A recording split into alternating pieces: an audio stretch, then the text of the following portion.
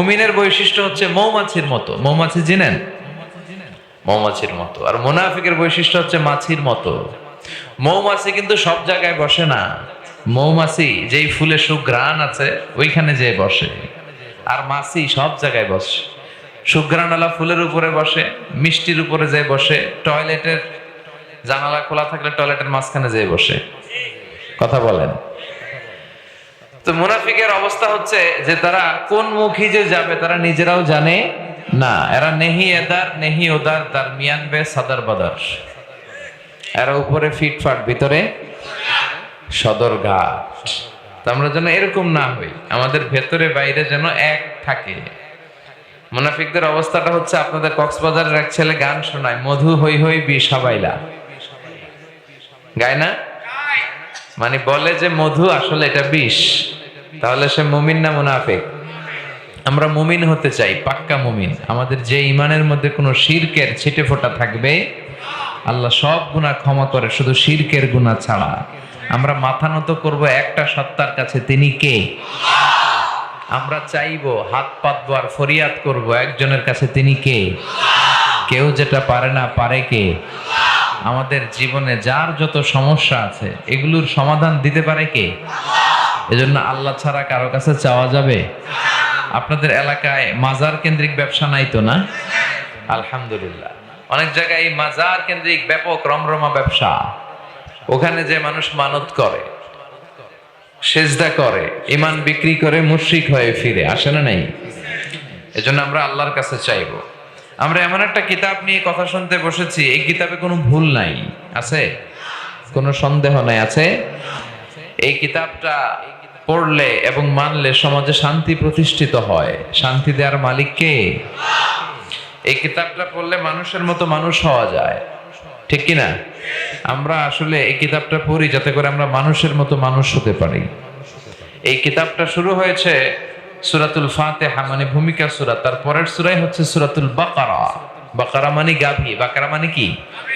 আর এই কিতাবটা শেষ হয়েছে সূরাতুন নাস দিয়ে। নাস মানে কি? মানুষ। তার মানে গাভী দিয়ে শুরু, মানুষ দিয়ে শেষ। তার মানে পশুত্বের কোনো প্রবৃত্তি যদি থাকে, আল্লাহ বুঝাতে চাইলেন পুরো কিতাবটা যদি পড়ো তাহলে মানুষের মতো মানুষ হয়ে বের হবা। সুবহানাল্লাহ পড়েন। তো এই কিতাব আমাদেরকে মানুষের মতো মানুষ বানায়। মানুষের মতো মানুষ হওয়ার দরকার আছে না নাই? এই পৃথিবীতে মানুষের বড় অভাব, ঠিক কিনা? এই দুনিয়া এখন তো আর সেই দুনিয়া নাই, মানুষ নামের মানুষ আছে দুনিয়া বোঝাই, সেই মানুষের ভিড়ে আমার আসল মানুষ নাই, ঠিক কিনা? আসল মানুষের বড় অভাব। খালি চোখে আমরা রাস্তাঘাটে যা দেখি সব কিন্তু মানুষ না, এগুলো হচ্ছে জনসংখ্যা। এগুলো কি? কিন্তু কোরআন এসেছে আমাদেরকে জনসংখ্যা বাড়ানোর জন্য নয়, কোরআন এসেছে আমাদেরকে মানুষের মতো মানুষ বানানোর জন্য। মানুষের মতো মানুষ হওয়াটা কিন্তু অনেক কঠিন আছে, ঠিক কিনা? মুরব্বীরা বলে না তুই মানুষের মতো মানুষ হ? বলে? রাজাখালীতে বলে না মনে হয়? বলে না? বলে। খেয়াল করে দেখেন, গরুর পেট থেকে কিছু বের হলেই ওটার আমরা গরু বলি। ছাগলের পেট থেকে বেরোলে এটা ছাগল হয়ে যায়, মুরগির পেট থেকে বেরোলে মুরগি হয়ে যায়। কিন্তু মানুষের পেট থেকে বেরোলে ওটা মানুষ হয় না, ওটারে মানুষ বানাইতে হয়, ওটারে মানুষ করতে হয়, সেটাকে মানুষ হতে হয়, ঠিক কিনা? আবার দেখেন, গরুরে কেউ কোনোদিন বলে নাই যে তুই গরুর মতো গরু হ, বলছে? ছাগল রে কেউ কোনোদিন বলছে তুই ছাগলের মতো ছাগল হইস, কইছেন? মুরগিরে কেউ কোনোদিন বলে তুই মুরগির মতো মুরগি হ? কিন্তু শুধু মানুষকেই বলা হয় তুই মানুষের মতো মানুষের মতো। কোরআনটা পড়লে মানুষের মতো মানুষ হওয়া যাবে। আলোকিত মানুষ, যে মানুষের অন্তরে কোনো হিংসা থাকবে না, বিভেদ থাকবে না, ঠিক কিনা? হিংসা, বিভেদ এটা কোনো মুমিনের অন্তরে থাকতে পারে? অহংকার থাকতে পারে?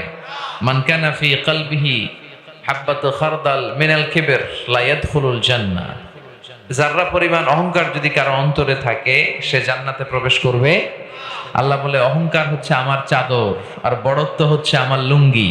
যে অহংকার করে সেজন্য আমার চাদর ধরে টান মারে। আর যে আমার চাদর ধরে টানাটানি করে ওরে আমি জাহান্নামে ফেলে দেব, ওয়ালা উবালি, আমি কোনো ভ্রুক্ষেপই করি না। চিল্লায় বলেন ঠিক কি না? আবার বিশ্বনবী বললেন, আল বাদিউ বিস সালামি বারিউম মিনাল কিবর, আগে আগে যে সালাম দিয়ে দেয় তার অন্তরটারে অহংকার থেকে মুক্ত করে দেয় কে? লাম্মা খালাকাল্লাহু আদামা ওয়া কানা তুলুহু 60 যিরাআন, রব্বুল আলামিন সাইয়েদনা আদম আলাইহিস সালামকে যখন তৈরি করলেন 60 হাত লম্বা করে বানালেন। বানানোর পরে আদমকে বললেন, আদম তাড়াতাড়ি ফেরেশতাদেরকে তুমি সালাম দাও। কি দাও? কারণ ইবলিস অহংকারের কারণে জাহান্নামী হয়েছে। আল্লাহ চেয়েছেন আমার আদম যাতে জাহান্নামী না হয়, আদমের অন্তর থেকে অহংকার যেন দৌড়ে পালায়। তো পদ্ধতি কি? আগে সালাম দিতে হবে। আল্লাহ সৃষ্টির পরেই সাইয়েদনা আদমরে বলেন না আদম সেজদা দাও, জিকির করো, নামাজ পড়ো না। আল্লাহ বললেন আদম সালাম দাও। সৃষ্টির পরেই কি অর্ডার? ফেরেশতাদেরকে সালাম দাও। সালাম দিয়ে তোমার অন্তরকে অহংকার মুক্ত করে দিবে কে? যে কিতাব পড়ার মধ্য দিয়ে আমরা যেন মানুষের মতো মানুষ হতে পারি। পড়ি আমিন। আরো জোরে পড়েন আমিন। আমি আমার খুতবার শুরুতে আজকে সূরাতুত তাকাসুর তেলাওয়াত করেছি, মুখস্থ আছে না অনেকের? এই সূরাটা থেকে আজকে আমরা কিছু শিক্ষা নিয়ে যাওয়ার চেষ্টা করব। এই মাহফিলগুলোর ক্লাসের মতো মনে করবেন, আর যেটা শুনবেন মনে রাখার চেষ্টা করবেন, পাশাপাশি আমলের চেষ্টা করবেন। বছরে প্রতিদিনই কি মাহফিল হয়? রাজাখালী এই ময়দানে কি প্রতিদিন একটা মাহফিল না? বছরে একটা। আবার আল্লাহ বাঁচালে কবে আমরা হায়াতে বেঁচে থাকলে পাবো কেউ জানি না, ঠিক কি না? কারণ আমাদের দম যেটা নিয়েছি এই দমটা যে ছাড়তে পারবো আমাদের কারো কাছে কোনো গ্যারান্টি নাই। আছে? হায় রে মানুষ রঙিন ফানুষ, দম ফুরাইলে ঠুস, ঠিক কি না? তবু তো ভাই কারোরই নাই একটুখানি হুশ। হায় রে মানুষ রঙিন ফানুষ, রঙিন ফানুষ, হায় রে মানুষ, ঠিক কি না? কোনো গ্যারান্টি নাই, কখন যে কার বিপদ চলে আসে কেউ জানে না। রাস্তাঘাটে যারা অ্যাক্সিডেন্টে মারা যায় ওরা কি জানতো আজকে মরবে? আজকেও দেখলাম একটা বাস উল্টে 10 জন মারা গিয়েছে। ওরা কি জানতো যে আজকেই ওদের জীবনের শেষ দিন? আমরা কেউ জানি না আমরা কবে চলে যাব। এই সূরাটাতে আল্লাহ এই জিনিসটাই মেসেজ আকারে আমাদেরকে জানিয়েছেন। এই সূরার কেন্দ্রীয় আলোচ্য বিষয় হচ্ছে we have to go back to our Lord. আমাদেরকে আমাদের রবের কাছে ফিরে যেতে হবে, হাজিরা দিতে হবে, পাই টু পাই তিনি হিসেব করে ছাড়বেন। এই যে দুনিয়ার বুকে আমরা স্বাচ্ছন্দ্যে ঘুরে বেড়াচ্ছি বাপের বেটা আব্বাসের মতো, এই দুনিয়ার সময়টা আমাদের পরীক্ষার সময়। কিসের সময়? এই পুরো দুনিয়ার জীবনটা আমাদের সবার জন্য পরীক্ষা। যাদেরকে আল্লাহ ধন সম্পদ দিয়েছেন তারে আল্লাহ ধনী বানিয়ে পরীক্ষা করেন, যারে ধন সম্পদ দেন নাই তারে আল্লাহ গরিব বানিয়ে পরীক্ষা করছেন।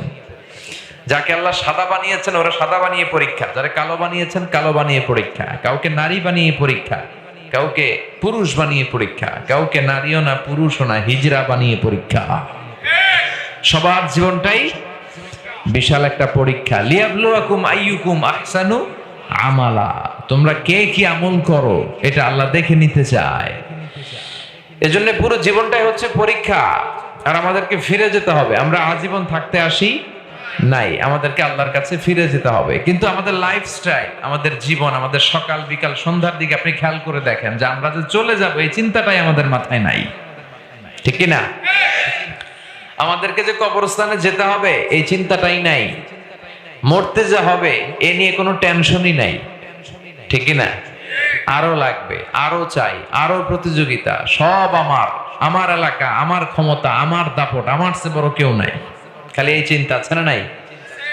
এই চিন্তা যেন আমরা না করি, আমরা যেন আখিরাত মুখী হই, সে বিষয়ে আল্লাহ এই সূরাতে কিছু নাসিহাত করেছেন। শুনতে রাজি আছেন তো? সূরাটার নাম হচ্ছে সূরাতুত তাকাসুর। কি নাম? তাকাসুর মানে বেশি বেশি চাওয়া, অতিরিক্ত চাওয়া, লাগে না তারপরেও চায়, আছে না নাই? কলা খাইতে পারবো 5টা, নিয়ে রাখছে 10টা। কথা বুঝতেছেন?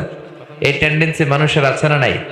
এই জন্য রাব্বুল আলামিন বলেন আলহাকুমুত তাকাসুর হাত্তা যুরতুমুল মাকাবির, বেশি বেশি পাওয়ার লোভ তোমাদেরকে একেবারেই গাফেল বানিয়ে দিয়েছে। দুনিয়ার লোভ লালসা কোনোদিন তোমাদের কমবে না। এই লোভ লালসা কোনোদিন থামবে না যতদিন না তোমরা কবরের ভিতরে ঢুকো, ঠিক কি না? একদিন মাটির ভেতরে হবে ঘর রে মন আমার, কেন বান্ধ দালান ঘর, প্রাণ পাখি উড়ে যাবে পিঞ্জর ছেড়ে, ধরা ধামে সবই রবে তুমি যাবে চলে, বন্ধু বান্ধব যত মাতা পিতা দ্বারা সুত সবই হবে তোমার পরে মন আমার, কেন বান্ধ দালান ঘর, একদিন মাটির ভেতরে হবে ঘরে মন আমার, কেন বান্ধ দালান ঘর। চিল্লায় বলেন ঠিক কিনা? যেতেই হবে কবরে, বাঁচার কোনো উপায় নাই। দাদা চলে গেল, বাবা চলে গেল, চাচা চলে গেল, মামা চলে গেল, আমাকেও যেতে হবে। আমি যাব, আমার ছেলেও যাবে, মেয়েও যাবে, আমার কোলের ছোট্ট শিশুটাও যাবে, ঠিক কিনা? আপনার স্ত্রীর গর্ভে 3 মাসের 4 মাসের বাচ্চা, ওইটা মনে হয় যাবে না? যাবে? ওটা তো দুনিয়ায় আসে নাই, যাবে কেমনি? দুনিয়ায় আসবে, যতদিন হায়াত পাওয়ার পাবে তারপরে সেও যাবে। এজন্য কেউ থাকতে আসে না। এজন্য আল্লাহ বললেন আলহাকুমুত তাকাসুর, দুনিয়ার লোভ লালসা তোমাদেরকে গাফেল বানিয়ে দিয়েছে। আরো লাগবে, আরো চাই, আরো ধনী হতে চাই, আরো ফেমাস হতে চাই, আরো সম্পদশালী হতে চাই, আরো ক্ষমতার অধিকারী হতে চাই। এই চিন্তা মানুষের আছে না নাই? মানুষের স্বভাবটাই এরকম, আরো লাগবে, আরো। যার যা আছে সে আরো চায়। যার হুন্ডা আছে সে প্রাইভেট কার চায়, যার প্রাইভেট কার আছে ও প্লেন চায়, যার প্লেন আছে ও হেলিকপ্টার চায়, ঠিক কিনা? যিনি গ্রামের মেম্বার উনি চেয়ারম্যান হতে চায়, কথা কন। যিনি চেয়ারম্যান উনি এমপি হতে চায়, যিনি এমপি উনি মন্ত্রী হতে চায়, যিনি মন্ত্রী উনি প্রধানমন্ত্রী। কি হওয়া যাবে এই দেশে? এত সহজ, এত সহজ না প্রধানমন্ত্রী এই দেশে ফিক্সড করা, ঠিক কিনা? আমরা জীবনে তো কয়জন, আমার বয়সে তো দুই তিনজনকে দেখছি মাত্র। মাননীয় প্রধানমন্ত্রী শেখ হাসিনা, এর আগে বেগম খালেদা জিয়া, আর এরশাদ সাহেবের সময় তো আমরা ছোট ছিলাম। তো এই দেশে এত সহজ না প্রধানমন্ত্রী হওয়া, কি বলেন? যারা এই দেশের প্রধানমন্ত্রী হবে আল্লাহ তাদেরকে ইসলামের আলোকে দেশ চালানোর তৌফিক দাও, তারা যেন ইসলামের পক্ষে থাকতে পারে, তুমি তৌফিক দাও। তো এই জন্য যার আছে যদ্দূর সে আরো চায়। প্রতিযোগিতা, এই পুরো পৃথিবীটা, সম্মানিত ভাই একটু খেয়াল করে বুঝার চেষ্টা করেন। ছুটছি আমরা, শুধু শুধু ছুটছি পাগলের মতো। একটু থামেন, স্টপ স্টপ, একটু থামেন, একটু থমকে দাঁড়ান, একটু ভাবেন আসলে করছেন কি, কার জন্য করছেন, কেন করছেন, হোয়াট ইজ ইউর ডেস্টিনেশন, আপনি কোথায় যাবেন, গন্তব্য কোথায়, কি হবে এগুলো দিয়ে। এই চিন্তাটুকু করার সময় আমাদের হয় না। ওর আছে 2 তলা, আমার লাগবে 4 তলা। ওর আছে 3টা গাড়ি, আমার লাগবে 5টা গাড়ি। ওর আছে এতগুলা, আমার লাগবে আরো, ঠিক কিনা? যার আছে বেশি সে চায় বেশি। মানুষের স্বভাবটা ফকিরদের মতো। এজন্য রব্বুল আলামিন বলেন, ইয়া আইয়ুহান নাসু আনতুমুল ফুকারাউ ইলাল্লাহ ওয়াল্লাহু হুয়াল গানিয়ুল হামিদ। ও দুনিয়ার মানুষ, তোমরা সবাই ফকির। আমরা কি? যে চায় সে হচ্ছে ফকির। জুমার দিনে দেখবেন কিছু ফকির আছে, যেখানে টাকা দিতেছে ওই জায়গায় দৌড়, এদিকে নেয় ওদিকে নেয়, সারাদিন নিতেই থাকে। মানুষের স্বভাব এটা, যার আছে বেশি চায় বেশি, ঠিক কিনা? এজন্য সম্পদ মানুষকে সুখ দিতে পারে না। সুখ দিতে পারে আল্লাহর প্রতি আস্থা, বিশ্বাস, আল্লাহর জিকির, ঈমান, ইহসান, তাকওয়া, এগুলো মানুষকে সুখ দেয়। চিল্লায় বলেন ঠিক কিনা? হাজার হাজার কোটি কোটি টাকার মালিক, এগুলো দেখলে আপনি বিভ্রান্তিতে পড়বেন না যে খুব হয়তো সুখে আছে। না, এটা নাও হতে পারে, হয়তো অনেক অসুখে আছে। দেখবেন টাকা যাদের বেশি অসুখ তার বেশি, টাকা যার বেশি রোগ তার বেশি, টাকা যার বেশি টেনশন তার বেশি, টাকা যার বেশি চিন্তা তার বেশি, টাকা যার কম রোগ কম, টাকা যার কম ঝামেলা কম, ঠিক কিনা? টাকা যার কম শান্তি তার বেশি। সুবহানাল্লাহ পড়েন।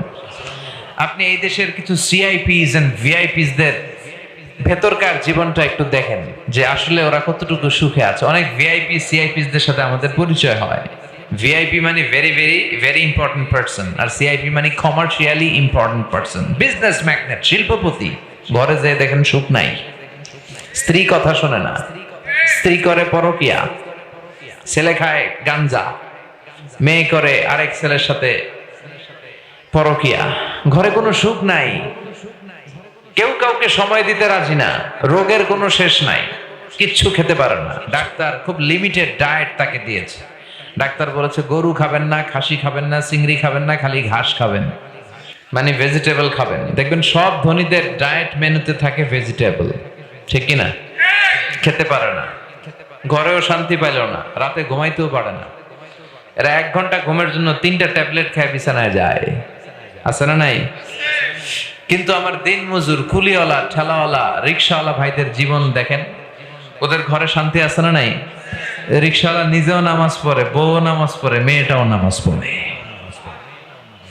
রিক্সাওয়ালা নিজেও জিকির করে, বউ জিকির করে, ছোট্ট বাচ্চাটাও বাবার জিকির করে, শোনাইলা ইলাহা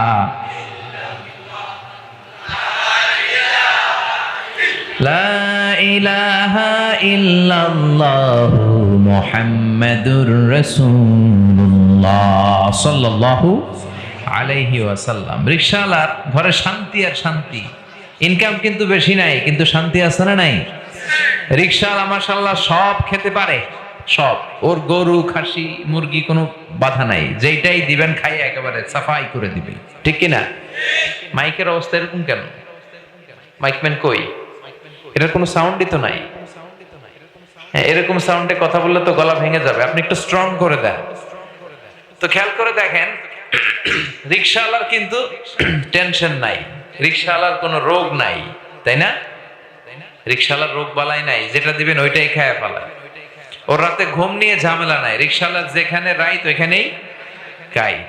ওর বিছানায় মাথা লাগতে দেরি, ওর নাক ডাকতে দেরি হয় না। ওর নাকের ডাকের আওয়াজে ট্রাকের ইঞ্জিনও ফেল। সুবহানাল্লাহ পড়েন। এজন্য খেয়াল রাখবেন, টাকা হলে, পয়সা হলে গাড়ি কিনা যায়, বাড়ি কিনা যায়, কিন্তু সুখ কিনা যায় না। টাকা পয়সা থাকলে বালিশ কিনা যায়, খাট কিনা যায়, জাজিম কিনা যায়, কম্বল কিনা যায়, কিন্তু ঘুম কিনা যায় না।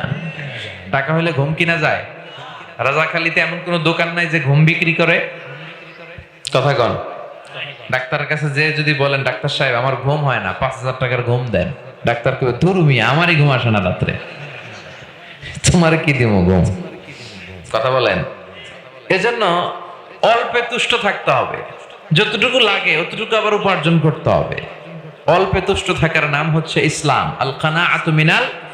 এজন্য রাব্বুল আলামিন বলেন, আলহাকুমুত তাকাসুর হাত্তা যুরতুমুল মাকাবির। দুনিয়ার লোভ লালসা একেবারেই তোমাদেরকে আখিরাত থেকে গাফেল বানিয়ে দিয়েছে। তোমাদের এই গাফলতি কোনোদিন কমবে না যতদিন না কবরে ঢুকবা। কার কথা?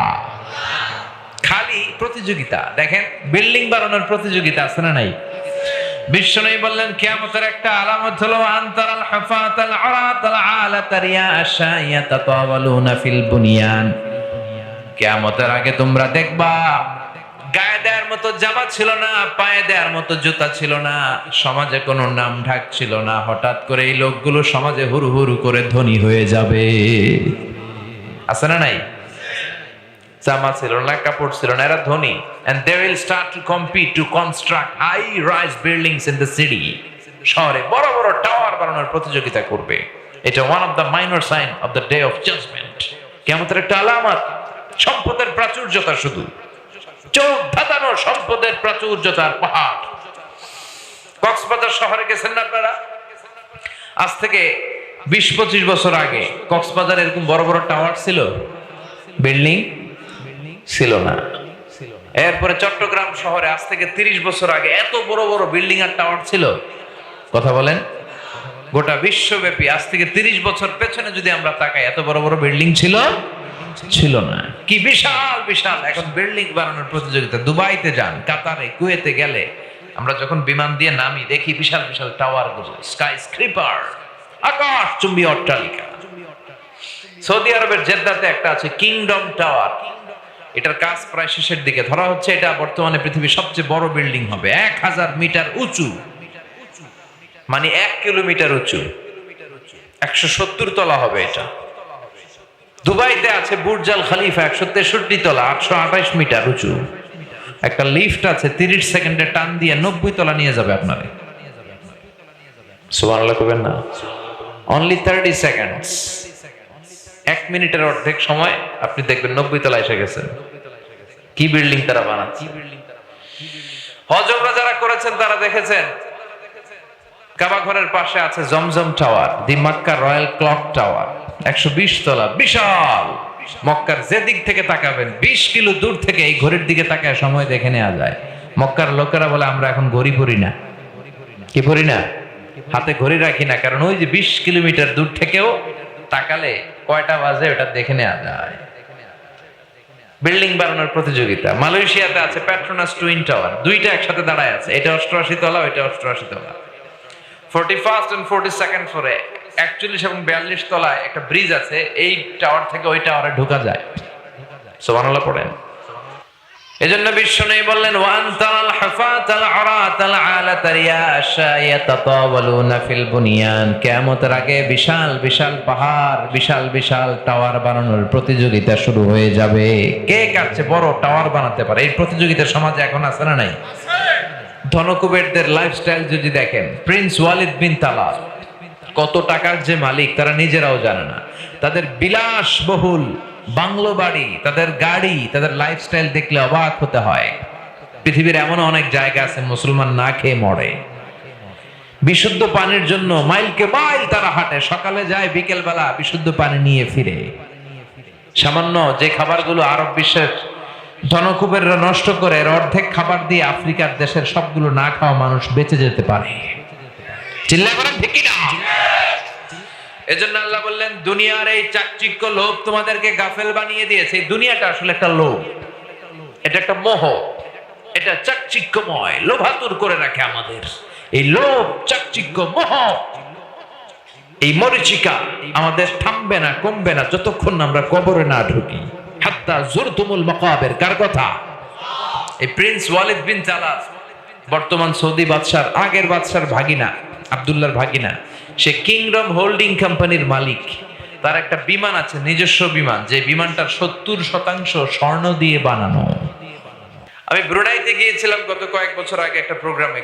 ব্রুনাইয়ের সুলতান হাসান আল বালখিয়া, তার একটা প্যালেস আছে, রাজপ্রাসাদ, পৃথিবীর সবচেয়ে বড় রাজপ্রাসাদ। ওটার মধ্যে প্রায় 2000 রুম আছে। ওই রুমের যে টয়লেটের কমোড গুলো স্বর্ণ দিয়ে বানানো। তার সংগ্রহে রোলস রয়েস গাড়ি আছে 500টা। কয়টা? যে রোলস রয়েস গুলো এক একটার দাম 8 থেকে 10 কোটি, এরকম 500টা রোলস রয়েস গাড়ি আছে। আচ্ছা বলেন তো, একটা ফ্যামিলির, ভিআইপি একটা ফ্যামিলির চলতে ফিরতে ঘুরতে মোজ মাস্তি আনন্দ করতে কয়টা গাড়ি লাগে? 5টা, সর্বোচ্চ 10টা। তার সংগ্রহে রোলস রয়েস আছে কয়টা? 500টা। আরো পৃথিবীর দামি দামি ব্র্যান্ডের যত গাড়ি আছে, পোরশে, ফারারে, লাম্বরগিনি, মেবেচ, বগারে, ওডি, রেঞ্জ রোভার, এই নামের যে বিখ্যাত বিখ্যাত গাড়ির ব্র্যান্ডের সব তার কালেকশনে আছে। তার মানে আমাদের এই লোভ, আমাদের এই লালসা, সম্পদের প্রতি আমাদের চরম আকাঙ্ক্ষা কোনোদিন কমবে না যতক্ষণ না আমরা কবরে না ঢুকি। চিল্লা এখন ঠিক কিনা? এজন্য রাব্বুল আলামিন বলেন আলহাকুমুত তাকাসুর হাত্তা যুরতুমুল মাকাবির। দুনিয়ার লোভ লালসা তোমাদেরকে গাফেল বানিয়ে রেখেছে। এই গাফলতি কোনোদিন তোমার কমবে না যতক্ষণ না কবরে না ঢুকো। ঠিক কি না? তাই বলে এটা মনে করার সুযোগ নাই যে ইসলাম সম্পদ উপার্জন আমাদেরকে বাধা দিয়েছে। না, আপনি সম্পদ উপার্জন করতে পারবেন, কিন্তু এটা হৃদয়ে স্থান দিতে পারবেন না। এটা সম্পদ হাতে রাখবেন, প্রয়োজনে খরচ করবেন, দান করবেন, কিন্তু হৃদয়ে থাকবে কার ভয়? চিল্লায় বলেন, যাদের হৃদয়ে আছে আল্লাহর ভয় তারা কবু পথ ভুলে যায় না। আল্লাহর প্রেম ছাড়া এই দুনিয়ায় কারো কাছে কোনো কিছু চায় না। রাতের আধারে যারা সেজদাতে রায়, দু চোখের শ্রুতে নদী যেন বয়, ছলনার হাতছানি যতই আসুক পেছনে ফিরেও সে তাকায় না। যাদের হৃদয়ে আছে আল্লাহর ভয়, তারা কভু পথ ভুলে যায় না। আল্লাহর প্রেম ছাড়া এই দুনিয়ায় কারো কাছে কোনো কিছু চাই না, ঠিক কিনা?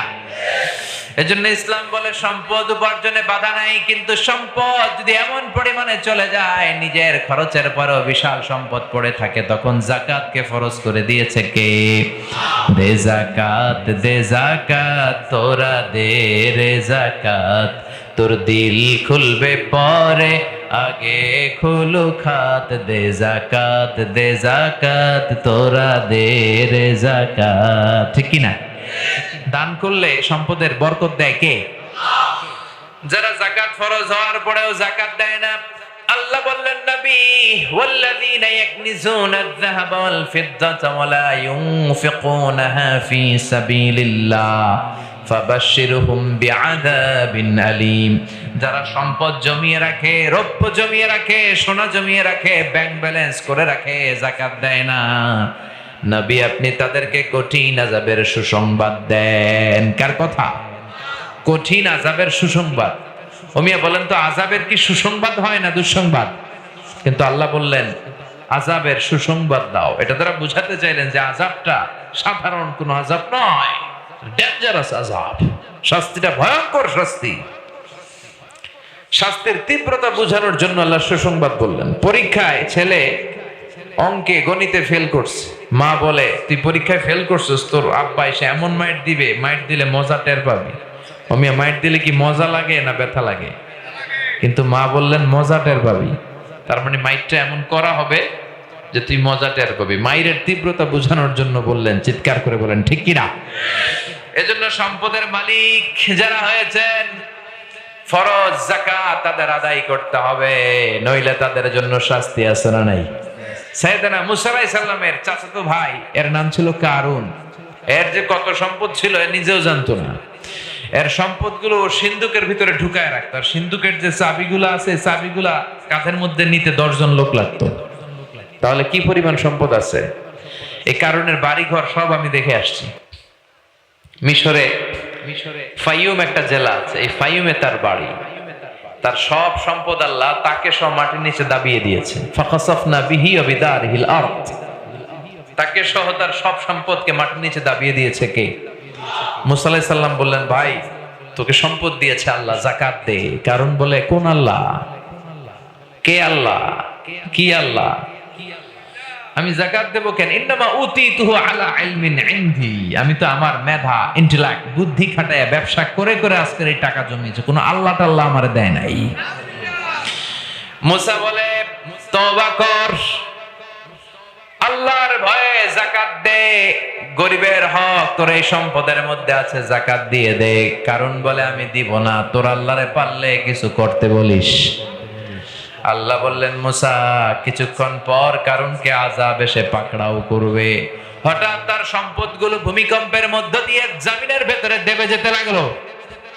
কারণ নিজেও মাটিতে দেবে যেতে লাগলো। হাঁটু পর্যন্ত যখন দেবে যায়, কারণ ভাবে আমি নিজেই উঠে যেতে পারবো। কোমর পর্যন্ত দেবে যায়, ভেবেছে উঠে যাব। গলা পর্যন্ত যখন দেবে যায়, এবার হাত তুলে বলে, মুসা আর পারি না, বাঁচা, সব সম্পদ নিয়ে যা, খালি আমারে বাঁচা, সব তোর, সব। এতক্ষণ সামান্য যাকাতই দেয় না, এখনকে সব তোর। কত বড় ডাকাত! সব তোমার, আমারে খালি বাঁচাও। মুসা বলে, না, এখন তো সময় শেষ, দ্য টাইম ইজ আপ। পুরো সমুদয় সম্পদ সহ আল্লাহ জমিনে দাবিয়ে দিলেন। বহাইরা কারুন হয়ে গিয়েছে, এখন সেখানে লেক, ছোট্ট নদী, ছোট্ট সাগরের মতো। আমি নিজেও এটা দেখে এসেছি।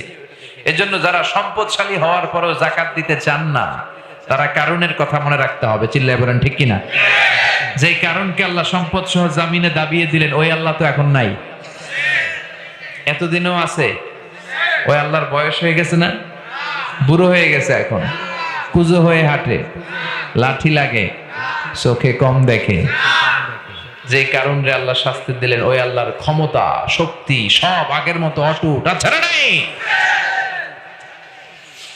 এজন্য ফি আমওয়ালিহিম হাক্কুন লিসাইলি ওয়াল মাহরুম, আল্লাহ বললেন যারা ধনী হয়েছে তোমাদের ধন আর সম্পদের মধ্যে গরিবের জন্য একটা অংশ আছে না নাই? এটা হক। আপনি যারা যাকাত দিলেন আপনি তার প্রতি কোনো দয়া দেখান নাই, বরং সে যাকাত আপনার কাছ থেকে নিয়ে আপনারে দয়া করে গেছে। কথা কন। আমি ধনী, আমার উপর যাকাত দেওয়া কি ফরজ, কিন্তু আমি গরিব, আমার যাকাত খাওয়া কি ফরজ? খাবো না আমি যাকাত, রোজা রাখবো। আছে না নাই এরকম গরিব? তো আমার কিন্তু ফরজটা আদায় করতেই হবে, তার নেয়াটা ফরজ না। সে নিয়ে যে আমার ফরজ আমাদত আদায়ে সহযোগিতা করলো, সে আমাকে করুণা করেছে, সে আমাকে দয়া দেখিয়েছে। কিন্তু দেখেন এই যাকাত দেওয়ার নামে যাকাতের শাড়ি দেয়, লুঙ্গি দেয়, এদেশে আছে না নাই? আল্লাহর কসম, যাকাতের শাড়ি লুঙ্গি বলতে কোনো শাড়ি নাই। এইভাবে যাকাত দেওয়ার নিয়ম নয়। যাকাত দিতে হবে দারিদ্রতা বিমোচনের জন্য। এমন ভাবে আপনি একটা লোককে যাকাত দিবেন বা কর্মসংস্থানের ব্যবস্থা করে দিবেন, আর কোনোদিন সেজন্য যাকাতের লাইনে যে ফরিয়াদ না করে, আর কখনো যে কারো কাছে হাত না পাতে। কিন্তু এরকম অনেক ভিআইপি সিআইপিস বিজনেস ম্যাগনেট আছে, শিল্পপতি আছে, যারা অ্যানাউন্সমেন্ট দিয়ে দেয় ফেব্রুয়ারি মাসের অমুক তারিখ আমার ওই বাংলো বাড়ির সামনে তোমরা ফকিরের মতো আসবা, যাকাতের শাড়ি দিয়ে দেবো একটা করে। আর ওই শাড়ি নেওয়ার জন্য পদপৃষ্ট হয়ে মানুষগুলো মারাও যায়, এরকম আছে না নাই? কিয়ামতের দিন ওই ভিআইপি কে আল্লাহর সামনে দাঁড়িয়ে জবাবদিহিতা করতে হবে। এজন্য রব্বুল আলামিন বলেন, আল্লাহকুমুত তাকাসুর হাত্তা যুরতুমুল মাকাবির। দুনিয়ার লোভ লালসায় পড়ে থেকো না, এই দুনিয়া জীবন থাকবে না, ঠিক কি না? আমরা জানি যে আমরা থাকবো না, এরপরও আমরা মানতে চাই না, বুঝতে চাই না। আমার বলে আমরা চিৎকার করতে পছন্দ করি। কেউ যদি বলে ভাইজান এত সুন্দর বাড়ি, কার বাড়ি? আমরা বলি আমার বাড়ি। কেমন করে আপনার বাড়ি? এই বাড়িতে আপনার বাবা যখন থাকতো আপনার বাবাও বলতো এটা আমার বাড়ি। আপনার দাদা যখন এই বাড়িতে বসবাস করতো আপনার দাদাও বুক ফুলিয়ে সবার কাছে বলতো এটা আমার বাড়ি, ঠিক কিনা? আপনি বললে আপনার ছেলে বলবে আমার বাড়ি, ছেলে বললে নাতি বলবে আমার বাড়ি। বাড়ি একটা কত মানুষ দাবি করছে দেখছেন? পরের জায়গা পরের বাড়ি, ঘর বাঁধিয়ায় আমি রই, আমি তো সেই ঘরের মালিক নই। পরের জায়গা পরের বাড়ি, ঘর বাঁধিয়ায় আমি রই, আমি তো সেই ঘরের মালিক নই, ঠিক কিনা? এই জন্য এই দুনিয়াটা হচ্ছে মরিচিকা, ধোঁকা, ধোঁকার মায়া জালে আমরা আবদ্ধ। এই পুরো দুনিয়ার উদাহরণ হচ্ছে চারটা স্বর্ণের টুকরা, তিনটা লাশের মতো। স্বর্ণের টুকরা কয়টা? চিল্লায় বলেন, সবাই বলেন, আরো জোরে বলেন, কয়টা? লাশ তিনটা। জোরে কোন কয়টা? তিন বন্ধু কর্মসংস্থানের উদ্দেশ্যে বেরিয়েছে। পথিমধ্যে তিন বন্ধু গুপ্তধন পেয়েছে, চারটা বড় বড় স্বর্ণের টুকরা পেয়ে তো মহা খুশি। হায় হায়, বড় লোক হয়ে গেলাম আমরা, আজীবন খাইলেও শেষ হবে না, মহা খুশি। তিন বন্ধু এবার বলতেছে, একজন বাজারে যায়, যে কিছু রুটি আর খাবার কিনে নিয়ে আয়, খাওয়া দাওয়া করে আমরা ভাগ বটরা করব। একজনের রুটি আনতে পাঠায় দুইজন মিলে ভাবতেছে ওইটারে যদি মাইরা ফেলতে পারি তাহলে তার ভাগ বটরার কোনো বিষয়ই না। মোট চারটা, তুই নিবি দুইটা, আমি নিব দুইটা, কেল্লা ফতে, খেলা খতম। আর যে রুটি কিনতে গিয়েছে বাজারে, ও মনে মনে ভাবে রুটিতে বিষ মিশায় নিব, বিষ মাখানো রুটি দুইটারে খাওয়াইয়া শেষ, আমি সবলে দৌড়। যেমন চিন্তা তেমন কাজ, রুটিতে বিষ মাখিয়ে নিয়ে এসে বন্ধুদেরকে দেওয়ার পরে এই দুইজন বন্ধু মিলে ওইটারে মারা শুরু করছে। কয় মারস কেন? কয় তোরে মাইরা ফালামু। ওইটারে মারতে মারতে মারতে মারতে শেষ। এবার দুইটাই কয় ওইটারে মারছি, অনেক ক্ষুধা লাগছে, আয় খাইয়া লই। বিষ মাখানো রুটি খেয়ে দুইটাও শেষ। চারটা স্বর্ণের টুকরা স্বর্ণের জায়গায় পড়ে আছে, লাশগুলা পড়ে আছে, নেওয়ার কেউ নাই। এটাই দুনিয়ার জীবনের দৃষ্টান্ত। এজন্য বিশ্বনবী বলেন, লাউ আন্না লিকুল্লি ইবনি আদামা ওয়াদিয়ান মিন যাহাব, দুনিয়ার প্রত্যেকটা মানুষকে যদি আল্লাহ একটা স্বর্ণের পাহাড়ের মালিক বানিয়ে দেয়, আহাব্বা আন ইয়াকুনা লাহু ওয়াদিয়ান, সে চাবে আরেকটা স্বর্ণের পাহাড়ের মালিক কেমন করে হওয়া যায়, যদিও তার লাগবে না, ঠিক কিনা? ওয়ালা ইয়ামলা আফাহু ইল্লা তুরাব, কবরের মাটি ছাড়া কোনো কিছুই তার মুখটারে ভরতে পারবে না, ঠিক কিনা? স্বর্ণের পাহাড় দেখছেন কোনোদিন? হ্যাঁ, পিছনের ওনারা দেখছে মনে হয়, দেখছেন নি? দেখেন নাই? দেখি নাই আমরা কেউ। তো একটা স্বর্ণের পাহাড়, এটা কি আমার 14 গোষ্ঠী খাইয়া শেষ করতে পারুন? তো আমার আরেকটা লাগবো কেন? কি অভ্যাস। আলহাকুমুত তাকাসুর, খালি আরো চাই, আরো লাগবে, আরো আরো দাও। এই মানুষের চাওয়ার কোনো কমতি নাই।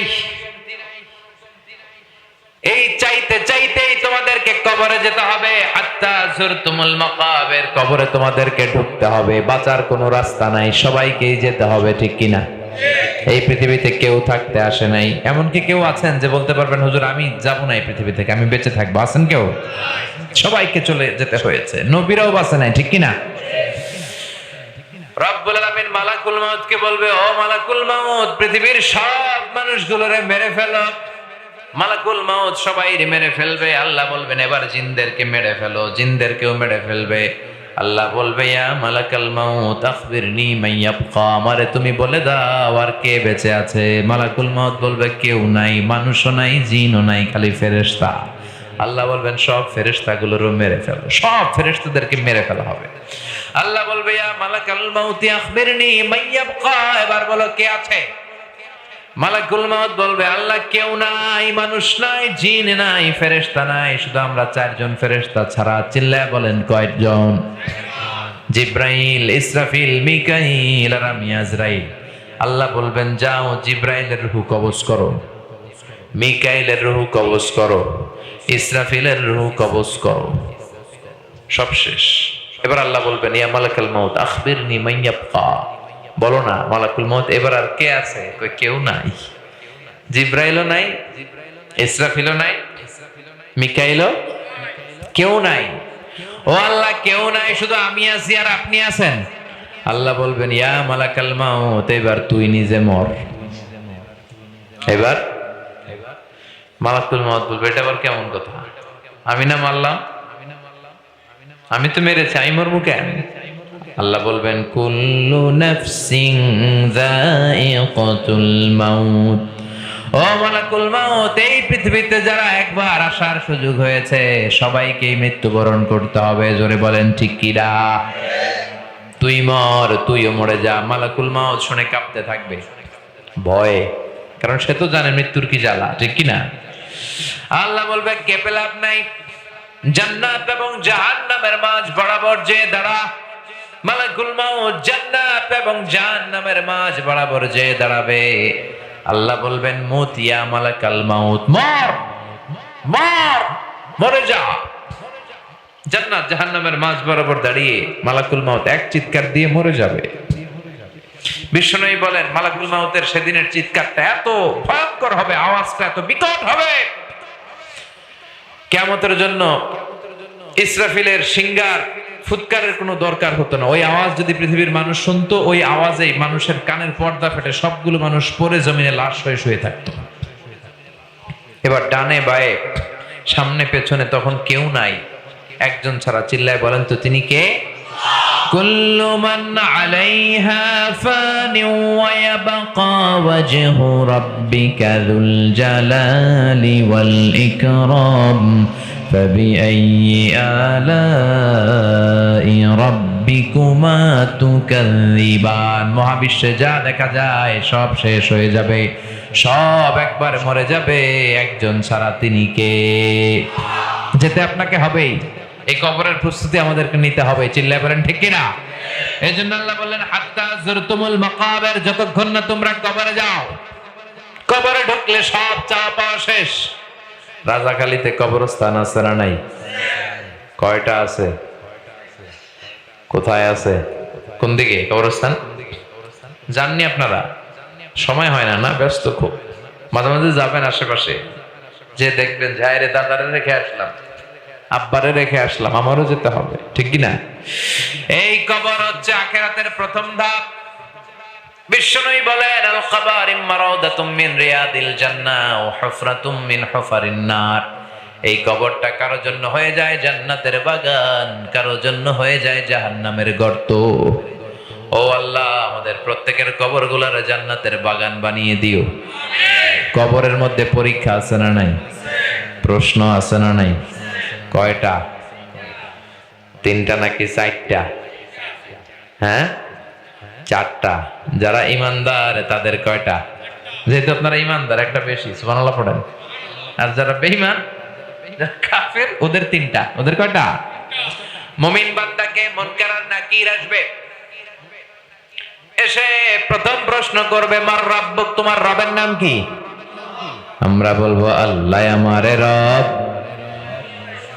পড়েন, আল্লাহ আমারে রব, এই রবি আমার সব, দমে দমে তনু মনে তারি অনুভব। তোমার দুনিয়াতে আমি যেদিকে তাকাই, অথই নিয়ামাতে ডুবে আছি সবাই। পাখ পাখালির গানে শুনি তাসবিহ কলরব, তাসবিহ কলরব। আল্লাহ আমারে রব, এই রবি আমার সব। ঠিক কিনা? প্রশ্ন করা মাত্রই আমরা বলবো রব্বি আল্লাহ, আমাদের রব কে? দ্বিতীয় প্রশ্ন, মা দীনুক, তোমার ধর্মের নাম কি? আমরা কি বলবো? কথা বলেন। আমরা বলবো দীন আল ইসলাম। এরপরে বিশ্বনবীর চেহারাটা দেখিয়ে বলা হবে আতারিফু হাদার রাজুল, এই লোকটারে চিনো নাকি? চিনি না? আমরা বলবো চাঁদের চেয়ে সুন্দর তুমি, নবী আমার কমলিহি ওয়ালা। দু জাহানের বাদশাহ তুমি, প্যারা নবী সাল্লে আলা। দু জাহানের বাদশাহ তুমি, প্যারা নবী সাল্লে আলা। চাঁদের চেয়ে সুন্দর তুমি, নবী আমার কমলিহি ওয়ালা। ঠিক কি না? আমরা বলবো এটা আমার প্রাণের নবী, এই নবীর আমরা নিজেদের কলিজার চাইতো বেশি ভালোবেসেছি। ঠিক কিনা?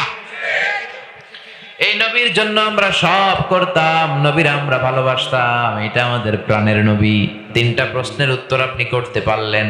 এরপরে চতুর্থ প্রশ্ন আপনারা জিজ্ঞেস করা হবে ওয়ামা ইলমুক, তোমার জ্ঞান কি? মানে তিনটা প্রশ্নের উত্তর যে তুমি বলতে পারলা, কোত্থেকে শিখলা? নাকি নকল করছো? কি করছো? রাজাখালীতে নকল আছে না নাই? পরীক্ষা চলতেছে না, নকল হয়। কোথায় রাখে নকল? হাতের মধ্যে লেখে, তাই না? স্কেলের মধ্যে লেখে, যে টেবিলে পরীক্ষা টেবিলে লেখে। নকল আবার মৌজার ভিতরেও ভরে। রাজাখালীতে মনে এগুলো করে না? করে করে। ফেরেশতারা বলবে নকল করে শিখছো নাকি? আপনাকে বলতে হবে যে আমি কোরআন থেকে শিখেছি, হাদিস থেকে শিখেছি। ঠিক কিনা? এই চারটা প্রশ্নের উত্তর দেওয়ার সাথে সাথে ফেরেশতারা বলবে আহলান সাহলান, মারহাবান বিক, তোমারে খোশামদেদ, কংগ্রাচুলেশন, সুস্বাগত। সব প্রশ্নের উত্তর তুমি পেরেছ, তোমার জন্য জান্নাতের খোশামদেদ আছে না নাই?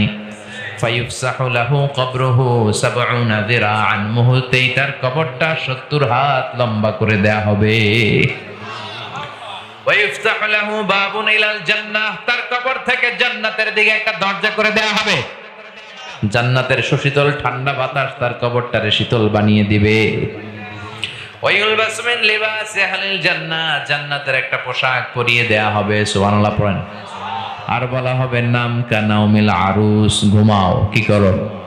বাসর রাতে কনেকে নিয়ে বর যেমনি আরামসে ঘুম দেয়, তুমি ঘুম দাও। সুবহানাল্লাহ পড়েন। ঘুমাও, তোমার এই ঘুম কেউ ভাঙাবে না। ইসরাফিলের সিংহার ফুৎকার ছাড়া কোনোদিন তোমার এই ঘুম ভাঙবে না। সুবহানাল্লাহ পড়েন। আল্লাহ আমরা যেন সে আরামের ঘুম কবরে দিতে পারি, তৌফিক দাও। ওয়া আম্মাল কাফির ওয়া আলুশ শিমাল, এবার কাফির মুশরিকদের কবরেও যাবে কিরামান কাতিবিন, মালাকান আজরাকান আসওয়াদান, নীলাভ দুটা চক্ষু, কৃষ্ণ বর্ণের চোখগুলা, নীলাভ নীল রঙের, গায়ের রং হবে কালো। দেখতে কেমন দেখা যায়? এসেই ধমকানি, বলবে ও বস, বল মার রব্বুক, তোর রবকে? কয় জানি না। লা আদ্রি, আমি জানি না। আমার রবকে আমি জানি না, আমি নাস্তিক। আমি কি? আমি নাস্তিক। ওয়ামা দীনুক, তোর ধর্ম কি? কয় এটাও জানি না। আমার কিচ্ছু মনে নাই, আমার ধর্ম টর্ম নাই, আমি খালি মদ খাইতাম। কি খাইতাম? আমি খালি ইয়াবা খাইতাম, গাঞ্জা খাইতাম, এগুলো মনে আছে। রবকে আমার মনে নাই, ধর্ম কি আমার জানা নাই। বিশ্বনবীর চেহারা দেখিয়ে বলা হবে এই আতারিফু হাদার রাজুল, এই লোকটাকে চিনো কিনা? কয় চিনি না। তবে আমার সাঙ্গপাঙ্গ সবাই এই লোকটারে গালি দিত, আমিও গালি দিতাম। কিছুই জানি না। ফেরেশতারা বলবে দাঁড়া, তোরে জানাইতেছি। লা দারাইতা ওয়ারা তারাইতা, তুই তো কিচ্ছু পারলি না, কপাল পোড়া।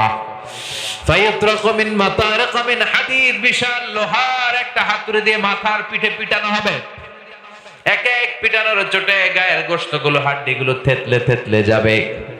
ওয়া ইয়াকালু লিল আরদি ইলতাইমি, জমিনকে বলা হবে দুই দিক থেকে চাপ দে। ফাতাখতালিফা আদলাউহু, ডান পাশের পাঁজর বাম পাশে চলে আসবে, বাম পাশের পাঁজর ডান পাশে চলে আসবে। হাত্তাল কিয়ামা, কিয়ামত পর্যন্ত আযাব আর শাস্তি চলতেই থাকবে। আল্লাহ আযাব থেকে আমাদের বাঁচাও। চিৎকার মেরে বলেন আমিন। এজন্য বিশ্বনবী সব সময় বলছেন আল্লাহুম্মা ইন্না নাউযু বিকা মিন আযাবিল কবর। ও আল্লাহ, কবরের আযাব থেকে তুমি আমাদের বাঁচাও। ও আল্লাহ, তুমি আমাদেরকে ঈমানের মরণ দাও। কিসের মরণ? জোরে বলেন। ঈমানের পথে অবিচল থেকে আমার মরণ যেন হয়, তোমারই কাছে মিনতি আমার, তোমারই কাছে মিনতি আমার, মহামহিম দয়াময়। ঈমানের পথে অবিচল থেকে আমার মরণ যেন হয়। পড়েন আমিন। আরো জোরে পড়েন আমিন। জিমানি ধরছে? ঘুম আসতেছে? আরো কয়েক মিনিট শুনবেন? তাকবীর পড়েন। লিল্লাহি তাকবীর।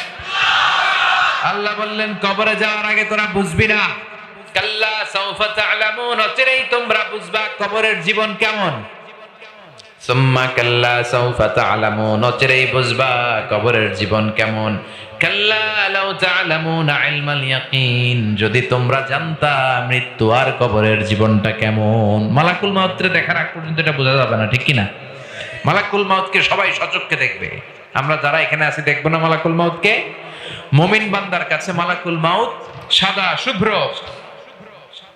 সাদা শুভ্র ধবধবে পোশাক পরে একজন যুবকের আকৃতিতে আপনাদের কাছে আসবে ইনশাআল্লাহ। পড়ে শুভ্র সাদা যুবক একজন মানুষের যত সুন্দর চেহারা হতে পারে, সুঘ্রাণ নিয়ে আপনার মাথার শিওরে বসবে। এসে বলবে ইয়া আইয়াতুহান নাফসুত তাইয়্যিবা, ইয়া আইয়াতুহান নাফসুল মুতমাইন্নাহ, হে প্রশান্ত আত্মা বের হয়ে আসো। কাফান মিন আকফানিল জান্নাহ, জান্নাতের কাফন নিয়ে আসবে। হানুত মিন হানুতিল জান্নাহ, জান্নাতের হানুত নিয়ে আসবে। আপনার মাথার সামনে বসে ভদ্রভাবে বলবে ও পবিত্র আত্মা বের হয়ে আয়, ইলা মাগফিরাতিল্লাহি ওয়া রিদওয়ান, আল্লাহর ক্ষমা আল্লাহর দয়ার দিকে বের হয়ে আয়। বলার সাথে সাথে চমৎকার ভাবে দেহ থেকে রূহটা বের হয়ে আসবে। আল্লাহ আমাদের রূহ কবজটা যেন এরকম আসানের সাথে হয়।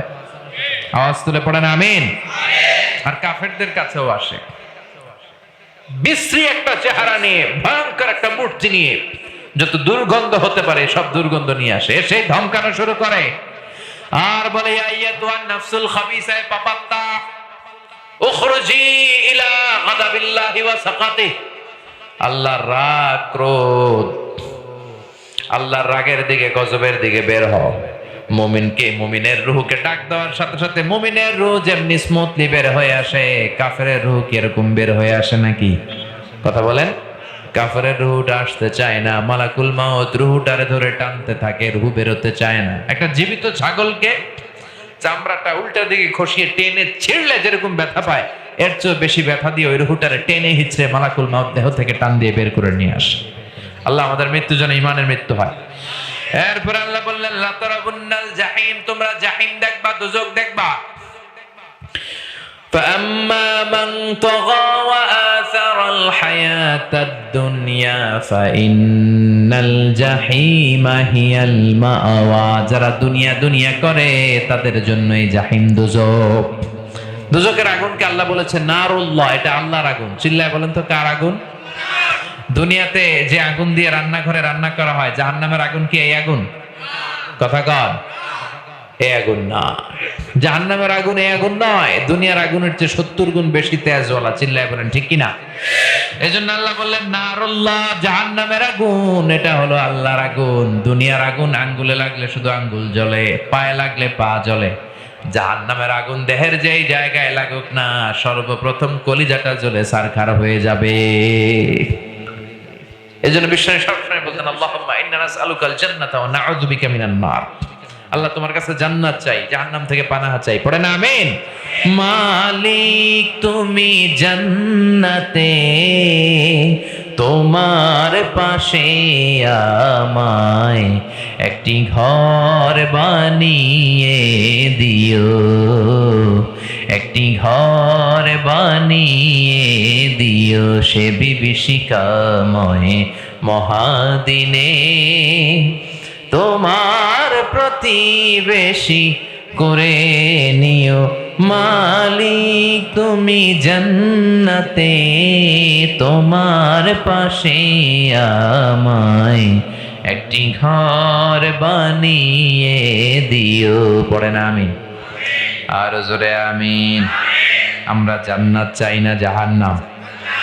আল্লাহ জান্নাতে আমাদেরকে একত্রিত থাকার তৌফিক দাও। সুম্মা লাতারাউন্নাহা আইনাল ইয়াকিন, তখন তোমরা জাহান্নামকে সচক্ষে দেখবা।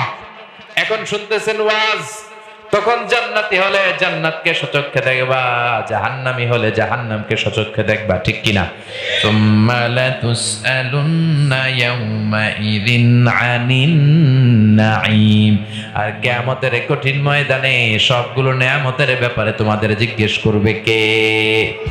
যত নিয়ামত আপনি দুনিয়ায় ভোগ করেছেন তার পাই টু পাই হিসাব নিবে কে? বিশ্বনবী বললেন কিয়ামতের ময়দানে কোন বনি আদম 5 প্রশ্নের উত্তর না দিয়ে পা নাড়াতে পারবে না। প্রথম প্রশ্ন, আন হায়াতিহি ফিমা আফনা, তোমার জীবন যে আল্লাহ দান করেছে, জীবনটা কোন কাজে লাগিয়েছো? এই যে পুরো জীবন, এটা কি ইসলামের পক্ষে কাজে লাগিয়েছো না ইসলামের বিপক্ষে? ইসলামের পক্ষে কাজ করেছো না ইসলামরে বাস দিয়েছো? কোরআনের পক্ষে কাজ করেছো না কোরআনের বিপক্ষে অবস্থান নিয়েছো? প্রশ্ন করবে কে? ওয়ান শাবাবিহি ফিমা আবলা, জীবনের সবচাইতে দামি সময় হলো যৌবন। এই যে যুবক, তোমাদের রক্ত গরম, তোমরা চাইলে অনেক কিছু করতে পারো। তোমরা চাইলে বাতাসের গতিকে পাল্টে দিতে পারো, সাগরের স্রোতকে উল্টে দিতে পারো, তোমরা ইতিহাস গড়তে পারো, ঠিক কি না? এই সময়ের ইবাদত আল্লাহর কাছে প্রিয়। 7 শ্রেণীর ব্যক্তিকে রব্বুল আলামিন আরশের নিচে ছায়া দিবেন। এর মধ্যে এক শ্রেণীর হলো শাবুন নাশাআ ফি ইবাদাতিল্লাহ, ওই যুবক যে তার যৌবনকালে ইবাদত করবে কার? নামাজগুলো যুবক পড়ার দরকার আছে না নাই? 5 ওয়াক্ত সালাত জামাতের সাথে পড়া যাবে না? আজকের মাহফিলটা তখনই সার্থক হবে যখন এরকম শক্ত কয়েকটা সিদ্ধান্ত আমরা নিতে পারবো যে আমরা কোনোদিন নামাজ ছাড়বো না, কোনোদিন আমরা দুনিয়ার পিছনে ছুটবো না, আমরা ছুটবো একজনের পিছনে। তিনি কে? 3 নাম্বার, তোমার সম্পদ কোন পন্থায় উপার্জন করেছ? হালাল পন্থায় নাকি হারাম পন্থায়? টেবিলের নিচ দিয়ে ঘুষ খেয়েছো নাকি সিগনেচার মেরে দেশের টাকা পাচার করেছো? আছে না নাই? প্রতিটা টাকার ব্যাপারে, প্রতিটা উপার্জনের ব্যাপারে জিজ্ঞেস করবে কে? হালাল খেয়েছো না হারাম? হালালে বরকত আছে না নাই? হারামে কোনো বরকত আছে? কথা কোন? আওয়াজ করে বলেন তো, গরু খাওয়া হালাল না হারাম? কুকুর খাওয়া? গরু বছরে বাচ্চা দেয় কয়টা? কুকুর দেয় কয়টা? অনেকগুলো দেয়। গরু দেয় একটা। গরু জবাই হয় প্রতিদিন শত শত, ইদানিং অবশ্য মহিষও জবাই হয়, ঠিক কিনা? তো গরু খায় বেশি, কুকুর কেউ খায় না। গরু বাচ্চা দেয় কম, কুকুর বাচ্চা দেয় বেশি। বলেন তো তারপরে বাংলাদেশে গরু বেশি না কুকুর বেশি? গরু অনেক বেশি। কেন? কারণ গরু খাওয়া হালাল, আর হালালের ভেতরে বরকত দিছে কে? হালাল খাইতে রাজি আছেন তো? হালাল উপার্জন করলে আপনি মুস্তাজাবুদ দাওয়া হয়ে যাবেন। হালাল যারা খায় তারা দোয়া করলে দোয়া কবুল করে নেয় কে? হারাম খেলে আজীবন কাঁদলেও দোয়া কবুল হবে না। হারাম টাকা দিয়ে মাদ্রাসা বানালে কবুল হবে না। হারাম টাকা দিয়ে এতিমখানা বানালে কবুল হবে না। হারাম টাকা দিয়ে এই পুরো জেলার মধ্যে সব চাইতে বড় জামে মসজিদ বানায় দিল, একটু কবুল হবে না। কারণ ইন্নাল্লাহা তাইয়্যিব লা ইয়াকবালু ইল্লা তাইয়্যিবা, আল্লাহ নিজে পবিত্র, পবিত্র ছাড়া কোনো জিনিস আল্লাহ গ্রহণ করে না, ঠিক কি না? হালাল উপার্জন থেকে 1টি টাকা দান করলে এটারে পাহাড়ের সমান উঁচু করে মিজানের পাল্লায় কিয়ামতের দিন উঠায় দিবে কে? হারাম টাকা থেকে 1000 কোটি টাকাও যদি দান করেন, মিজানের পাল্লায় কোনো ওজন হবে নাকি? কথা কন। এজন্য হারামের সাথে আমাদের সম্পর্ক আছে। আমাদের সম্পর্ক কিসের সাথে? হালাল। আমরা সবকিছু হালাল পন্থায় করব, রাজি আছেন? কিভাবে উপার্জন করলা প্রশ্ন করবে কে? এরপরে প্রশ্ন করবে কোন খাতে ব্যয় করেছো, ইসলামের পক্ষে নাকি বিপক্ষে, গানের কনসার্টে চাঁদা দিয়েছো নাকি কোরআনের মাহফিলে চাঁদা দিয়েছো, মসজিদে চাঁদা দিয়েছো নাকি অন্য জায়গায় চাঁদা দিয়েছো, কোন জায়গায় সম্পদ ব্যয় করেছো, মদের আড্ডাখানায় টাকা ব্যয় করেছো, গাঞ্জার আড্ডাখানায় চাঁদা ব্যয় করেছো, টাকা ব্যয় করেছো। এই প্রশ্নগুলো করবে কে? পাই টু পাই হিসাব নেবে কে? সব শেষে প্রশ্ন করা হবে যতটুকু তুমি জেনেছো ততটুকু আমল করেছো কিনা, ঠিক কিনা? আপনি যদ্দূর জানেন আপনাকে অদ্দূর প্রশ্ন করা হবে, যে জানে বেশি তার প্রশ্নও বেশি, ঠিক কিনা? আপনি জানেন শুধু লা ইলাহা, তাহলে লা ইলাহার যে দাবি এইটা পালন করেছো কিনা, লা ইলাহার জিকির করেছো কিনা, প্রশ্ন করবে কে? Every night and every day, every night and every day, never forget to say লা ইলাহা ইল্লাল্লাহ, নেভার ফরগেট টু সে লা ইলাহা ইল্লাল্লাহ, never forget to say la ilaha illallah, every night and every day, every night and every day, never forget to say la ilaha illallah, never forget to say la ilaha illallah. সুবহানাল্লাহ পড়েন। দিন হোক কিংবা রাত হোক সব সময় মুমিনদের জিকিরের মধ্যে থাকবে লা ইলাহা, লা ইলাহা ইল্লাল্লাহু মুহাম্মাদুর রাসূলুল্লাহ সাল্লাল্লাহু। এজন্য যত নেয়ামত আল্লাহ আমাদেরকে দিয়েছে এই নেয়ামতের শুকরিয়া করার দরকার আছে না নাই? শুকরিয়া করলে নেয়ামত বাড়িয়ে দেয় কে? আমরা সব সময় শুকরিয়া করব কার? আর আমাদের অন্তরে দুনিয়ার জন্য যেন পাগল পাড়া কোনো ইচ্ছা না থাকে, আমাদের অন্তরের ভেতরে স্থান থাকতে হবে আখিরাতের স্থান। চিল্লায় বলেন ঠিক কিনা? আল্লাহ আমাদের সবাইকে কথাগুলো বুঝার আমল করার তৌফিক দান করে আমরা পড়ি আমিন। মাহফিল করতে গিয়ে আমরা বিভিন্ন প্রশ্নের সম্মুখীন হই। আপনার কাছে জানতে চাচ্ছি মাহফিল কেন করা হয়? মাহফিল কমিটির কয়েকজন সদস্য মারা গেছেন, তাদের জন্য দোয়া। এই মাহফিলগুলো আমাদের জন্য রহমত, ঠিক কিনা? এই কোরআন শোনার সুযোগ আমাদের হয় না। আমাদের এই বাংলাদেশেই এটা ট্রেডিশন যে শীতের রাতে ক্ষেতের মধ্যে মাঠের মধ্যে এরকম হাজার মানুষের মিলন মেলা বসে। আমরা দেশের বাইরেও কথা বলি, সেমিনারে কথা বলি, কনফারেন্সে কথা বলি। People they gather in mosque after offering salah. We conduct a tazkira just for 30 minutes. আধা ঘন্টার জন্য আমরা বা 20 মিনিটের জন্য আমরা একটা শর্ট তাজকিরা দেই, লোকজন শুনে চলে যায়। কিন্তু এই যে আমাদের দেশে শীতের সিজনে 2 দিন ব্যাপী 5 দিন ব্যাপী, আপনাদের একটা আছে সিরাতুন নবীর 19 দিন ব্যাপী, আছে না নাই? সারা বাংলাদেশের দেশ বরেণ্য ওলামায়ে কেরাম এখানে কোরআন থেকে তাফসীর করে। আমি অনেক জায়গায় 16 দিন ব্যাপী 8 দিন ব্যাপী আমরা কথা বলি। এটা আমাদের জন্য ইটস অ্যান অপরচুনিটি, এটা সুযোগ। এই যে আজকে সূরাতুত তাকাসুর থেকে আমরা কথা শুনেছি, কোরআনের আলোয় আমাদের হৃদয়টাকে আলোকিত করেছে কে? কোরআনের যেখান থেকে এই কথা শুনেন বরকত আছে না নাই? এজন্য তাফসীর মাহফিলগুলো আমাদের জন্য রাহমা, ইটস রাহমা, it's a mercy and blessings. যে শীতের রাতে এখানে গানের কনসার্ট হয় নাই, ঠিক কি না? এখানে ফুটবল খেলার টুর্নামেন্ট করে নাই, এরা কোরআনের তাফসীর করেছে। এজন্য এই মাহফিলগুলো যখন অর্গানাইজ করা হবে আপনারা এসে মাহফিলকে সার্থক করতে রাজি আছেন তো? এই মাহফিলের জন্য যদি সহযোগিতা চাওয়া হয় সহযোগিতা করতে আমরা রাজি আছি তো? আল্লাহ আমাদের সবাইকে কথাগুলো বুঝার আমল করার তৌফিক দান করো। সুবহানাকাল্লাহুম্মা বিহামদিকা আশহাদু আল্লা ইলাহা ইল্লা আনতা আস্তাগফিরুকা ওয়া আতুবু ইলাইক। আপনারা সবাই ভালো থাকবেন, সুস্থ থাকবেন, কোরআনের সাথে থাকবেন। আবারও হয়তো দেখা হয়ে যাবে কোনো তাফসীরুল কোরআনের ময়দানে।